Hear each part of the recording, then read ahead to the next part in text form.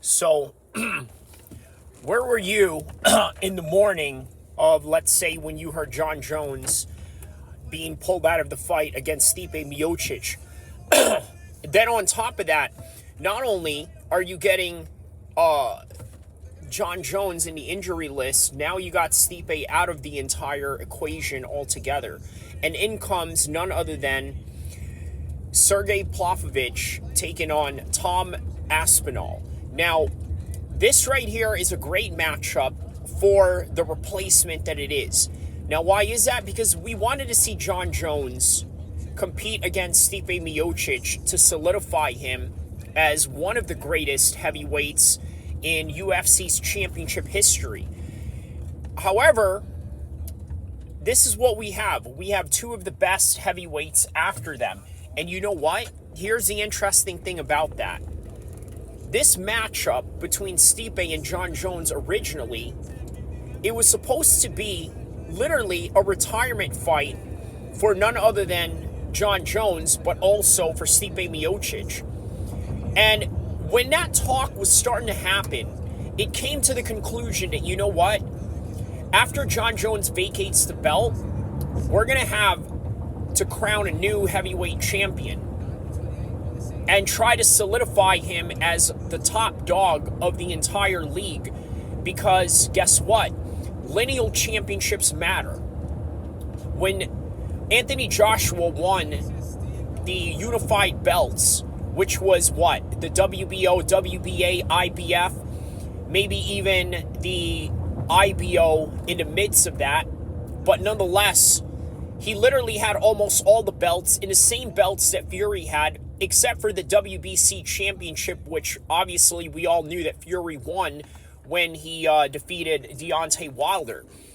Now, that's neither here or there. The point that I'm trying to make is that it's very important for an organization and a sanctioning body in a particular sport to somehow keep a certain lineage of who the champion is.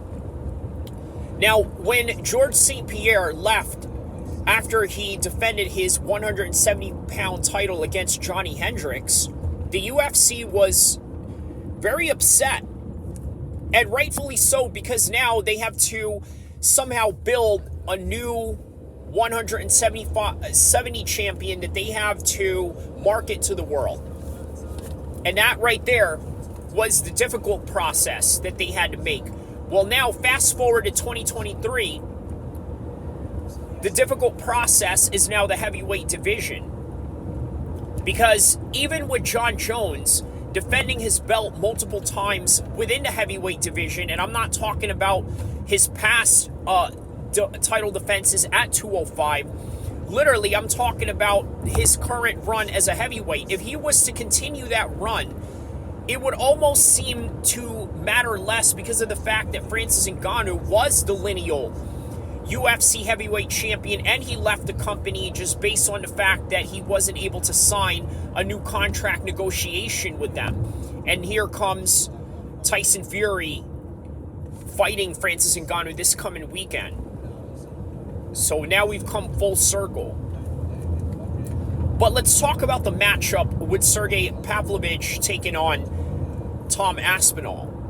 I think what's great about this matchup is that you got a knockout artist in Sergey. That's all that this guy knows how to do, move forward and literally knock you out.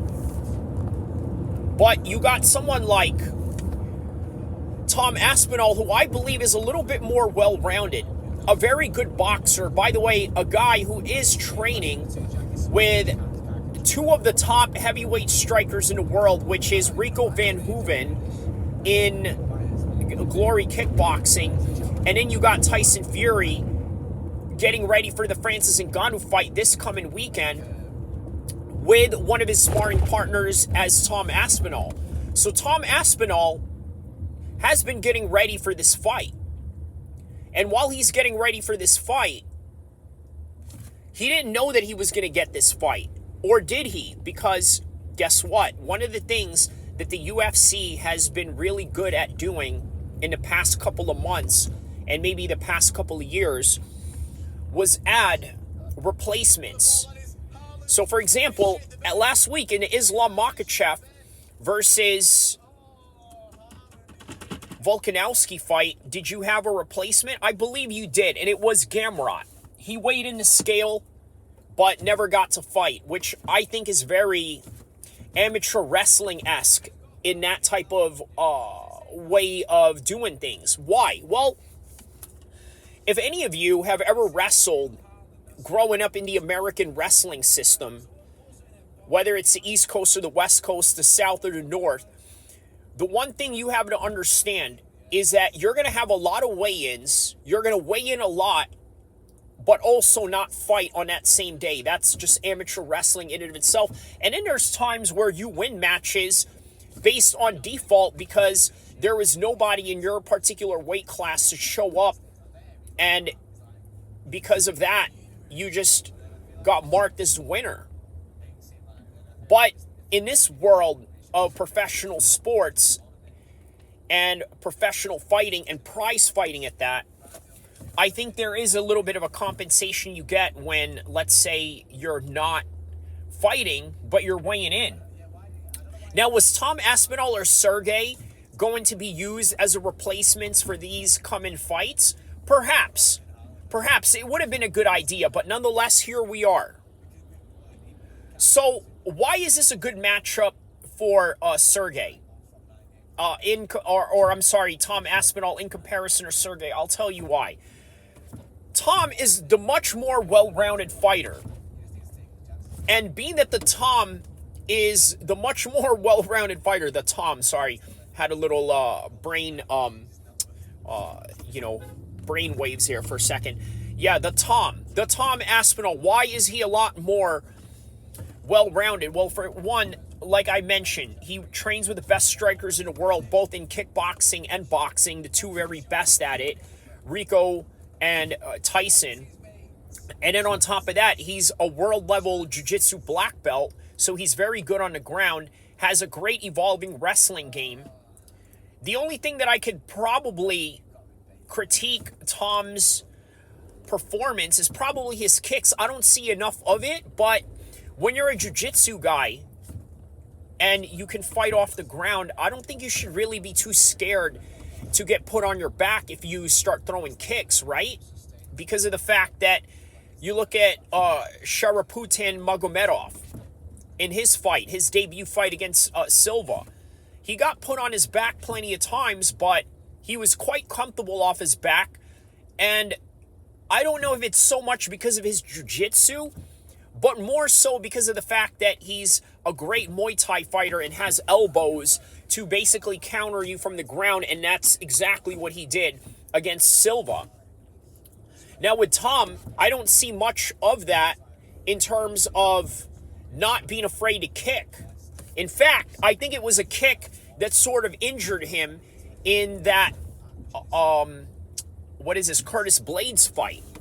So I think he's going to be a little bit gun-shy in throwing kicks. So if there's any weakness that I could really pinpoint out with Tom Aspinall is the kicks. And in reality, it's not really a weakness at all, because if you compare that to the other heavyweights and their particular kicking prowess or lack of, I think that Tom Aspinall matches up with anybody just based on these other skills alone. The striking, the grappling, being a world-level jiu-jitsu black belt. And then on top of that, what is more important is his training preparation that he has going on with this particular fight in comparison to any other camp, or in particular any other seasons or years that he's been fighting MMA, which is what now he's implemented the fact that he's training with just strictly heavyweights. Whereas before, the way that Tom Aspinall would prepare was quite random, in a way where he was out there training with guys that are way smaller than him, which, by the way, helped him out in the long run. You want to know why? Because now he got used to a certain level of speed that you can't deal with in the lower weight divisions if, let's say, you're a heavier guy. Which is why I think a lot of people really need to understand that the bigger guy isn't always the better guy. And let me say that again. The bigger guy isn't always the better guy, and that includes in the championship levels. We're talking about Jon Jones, a guy who dominated light heavyweight for a long time and for whatever reason just never wanted to move up to heavyweight, maybe because of the meticulous carefulness that he's trying to somehow implement in moving up, having to put on extra weight, which you got to ask yourself, was it really conducive? Now, going into the Ciryl Gane fight, I would say that it is. I would say that his size was shown in that particular fight. And what I mean by the size that was shown in that particular fight, the years that Jon Jones has, let's say, developed his weight into that weight class, because he was able to dominate Ciryl Gane in a way that, let's just say, you're not going to be able to do that if you were just a 205 lean, skinny Jon Jones. And I think that gaining that type of weight was important and really helpful to the new weight class that he's going to be in. And it has already shown. But at the same time, size still doesn't matter, because he could have beaten those guys, maybe not in a decisive way that he did. Perhaps maybe he wasn't going to beat, let's say, the likes of Ciryl Gane that quickly if he was, let's say, the lean 205 Jon Jones. But he would have beaten him regardless, even if it took a little bit longer. It just so happens that the bigger you are, the faster it is for you to take somebody out. Now, does that apply to the Sergey Pavlovich fight with Tom Aspinall? I say that it doesn't. Because Tom Aspinall, he could be the smaller guy compared to Sergey, but there's also a point where size doesn't matter, where there's a certain level of diminishing returns. I think Tom Aspinall is a new hybrid heavyweight, meaning that he's big enough, somewhere around the 240s, maybe even 250s, doesn't exceed above 260, whereas the likes of, let's say, Francis Ngannou, he could weigh up to like 280. The likes of, let's say, what's that guy's name? The Chinese guy, Zhang, in boxing. He weighs like 280 or something like that. Tyson Fury has weighed a career high of 270 or something like that. You can't fight in the UFC like this. But there are guys that are heavyweights that have fought within that size frame. And because of that, well, they had to cut weight. Brock Lesnar was a great example of that, 290 pounds. He had to cut down to 265. So then you have, let's say, Tom Aspinall, who's 250. That's big enough to handle somebody that's 280, because they're just big guys that can hit hard, and that's all that you really need. But because of the fact that he's not overinflated, he has a certain level of speed that he can still implement. And the fact that he's used to that certain level of speed because he was training with smaller guys. Now, fast forward, he's training with heavyweights. He's training with Phil DeFries, who's the KSW heavyweight champion in a league out in Poland. He's training with other heavyweights that are, let's say, in the UFC or in other leagues like Bellator. And then, as I had mentioned, he boxes with Tyson Fury and kickboxes with Rico, the two best strikers in the world in that particular weight class. So Tom Aspinall is very much ready for this fight. And make no mistake, it is a short-term call-out or a short-term acceptance of the fight, being that it's literally like almost the same amount of days as what happened with Volk and Kamaru Usman, right? But is it? Because he's been getting ready for this fight, and he's coming off of a win. So, once again, you really got to understand that Tom Aspinall is in peak shape. He now has been able to, let's say, implement the type of training that he really needs to compete at heavyweight, because guess what? If you get hit with smaller guys, you're going to expect that everyone hits like that. And I've been there in sparring rooms where I've sparred with smaller guys. And then I've gotten in there with bigger guys and they hit me with everything they have. And I'm just thinking to myself, where am I? That buzz feeling that you get when you realize, like, wow, man, you know what? Maybe I should have not done this particular sparring session with a guy this big. So there you have it. That is what you have going on with Tom Aspinall getting ready for this fight. And with Sergey, we don't really know much about his training regimen. He lives out in Russia. But can you imagine if he pulls off this win against Tom Aspinall and becomes the interim champion? I would certainly believe that the Russian state would celebrate him when he comes home. And then you have all these political implications going on. And I don't know if that has any relation to, let's say, Tom Aspinall, if any at all. I would probably say none. I mean, considering that Tom Aspinall is of Polish descent, and you know that Poland is heavily allied with Ukraine in ways that they're not with Russia. So I don't know if that has any correlation to that. Maybe not. If you think otherwise, comment on the section below. Let me know what you think. But maybe it's just reaching on my part, because you look at the promotion of this fight, there really isn't any. It's just a standard heavyweight fight, even though, let's say, Sergey comes from a very controversial political country that is in the world stage right now in terms of international scrutiny. But it doesn't matter, does it? Because, again, it's just two guys that are the top-ranking heavyweights replacing two legends that are supposed to fight to solidify who the best is in this particular generation. But now that you have Sergey taking on Tom Aspinall, you're literally just skipping all of that particular current generation and now just fast-forwarding ourselves to what is the future of the heavyweight division in the UFC. So don't forget to like and subscribe. And I am very much now excited for November 11th.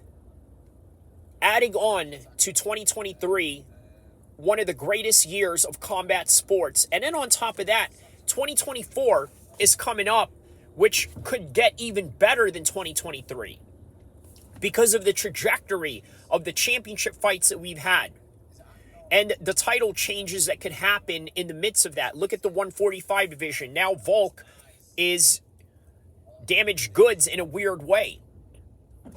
At the same time, it also opens up possibilities for the likes of Ilya Topora, maybe even some of the dark horses in the 145 division, such as Max Holloway, Arnold Allen, and maybe even Zabit if he decides to come back after going to medical school. He's still right up there. He could easily sign back tomorrow and get himself back into the mix.